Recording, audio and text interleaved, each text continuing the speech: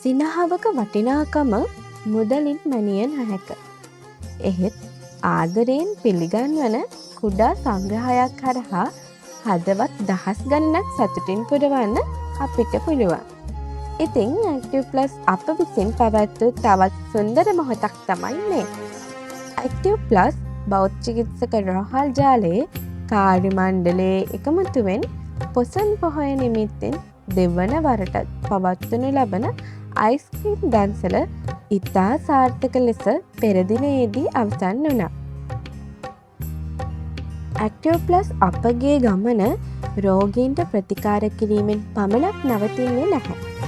සමාජයට ආදරය කරුණාව ලබා දීමත් අපගේ වගකීමක් කියලයි අපි විශ්වාස කරන්නේ.